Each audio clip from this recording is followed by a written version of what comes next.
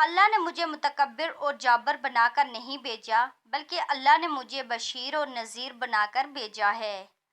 راوی کہتے ہیں کہ اتنے میں جبرائیل علیہ السلام آئے اور عرض کیا کہ اللہ جل جلال نے آپ کو سلام فرمایا ہے اور فرماتا ہے کہ اس عربی کو بتا دے کہ ہم اس کا حساب لیں گے۔ عربی نے کہا یا رسول اللہ صلی اللہ علیہ وآلہ وسلم کیا اللہ میرا حساب لے گا؟ فرمایا ہاں، اگر وہ چاہے تو حساب لے گا۔ عرض کیا کہ اگر وہ میرا حساب لے گا تو میں اس کا حساب لوں گا۔ آپ صلی اللہ علیہ وآلہ وسلم نے فرمایا کہ تو کس بات کا اللہ سے حساب لے گا؟ اس نے کہا اگر وہ میرے گناہوں کا حساب لے گا تو میں اس کی بخشش کا لوں گا۔ میرے گناہ زیادہ ہیں کہ اس کی بخشش۔ اگر اس نے میری نافرمانیوں کا حساب لیا تو میں اس کی معافی کا حساب لوں گا۔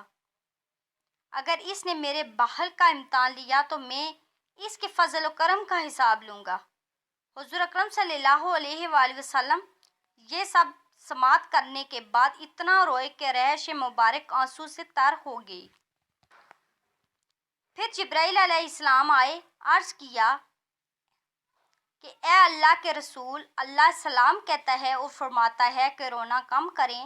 آپ کے رونے نے فرشتوں کو تسبیح و تہلیل بلا دی ہے۔ اپنے امتی کو کہیں نہ وہ ہمارا حساب لے نہ ہم اس کا حساب لیں گے، اور اس کو خوشخبری سنا دے یہ جنت میں آپ کا ساتھی ہوگا۔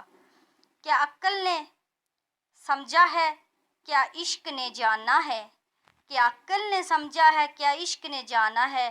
ان خاک نشینوں کی